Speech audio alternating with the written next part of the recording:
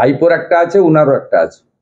ওনাকে বলবো পুজোর কদিন আপনি শুরু করুন ভুবনেশ্বর থেকে, তারপরে চলে যান রাঁচি, না হসপিটাল এতে যেতে হবে না, মেন্টাল হসপিটালে, রাঁচি, ধানবাদ, তারপরে আর একটু ওদিকে চলে যান বিলাসপুর, রায়পুর, তারপরে ওদিকে চলে যান নাসিক, পুনে, মুম্বাই, তারপর দিল্লি হয়ে আপনি পাটনা হয়ে ফিরে আসুন। তাহলে দুর্গাপূজায় বাঙালিদের উৎসাহটা এটা দেখে আসবেন।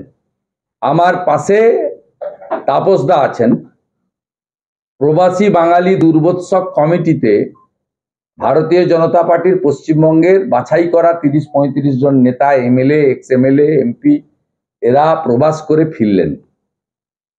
তাপসদা ওরা মধুপুর গেছিলেন, মধুপুর দেওঘর গেছিলেন ঝাড়খণ্ডে।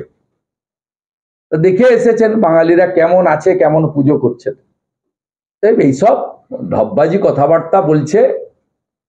বাঙালি হিন্দু ভোট ভাগ করার জন্য একটাই বাংলার স্লোগান, হিন্দু যদি বাঁচতে চাও 26-এ বিভেদ ভুলে এক হও, নইলে আগামী বছরও পিতৃপক্ষে পুজো উদ্বোধন দেখবেন। বাঙালি হিন্দুকে ডিসাইড করতে হবে এটা টলারেট করবেন কিনা।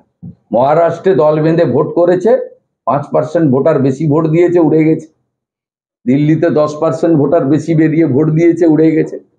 হরিয়ানায় বাটেঙ্গে তো কাটেঙ্গে স্লোগান চলেছে, এক রহেগা তো সেফ রহেগে, এক হয়ে গেছে, সব হয়ে গেছে। বাংলাতেও একটা বিরাট স্কোপ আসছে। ইলেকশন কমিশন এসআইআর এ পরিষ্কার করবেন ভোটার লিস্ট, আর আপনারা বাড়ি থেকে বেরিয়ে ভোটটা করবেন, বাকি দেখে নেবেন। একটি রাষ্ট্রবাদী সরকার তৈরি হলে ভারতীয় সংস্কৃতি, সনাতন সংস্কৃতি, এটাও রক্ষা হবে। অন্য ধর্মের ধর্মাচরণের ক্ষেত্রেও কোনো সমস্যা হবে না।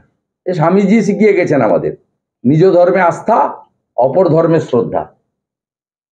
উত্তরপ্রদেশে অন্য ধর্মের লোকেরা কেউ বলতে পারবে না তাদের ধর্মাচরণে যোগীজির সরকার কোথাও বাধা দেয় বা আঘাত করে। আইএফএ অবশেষে 1 বছর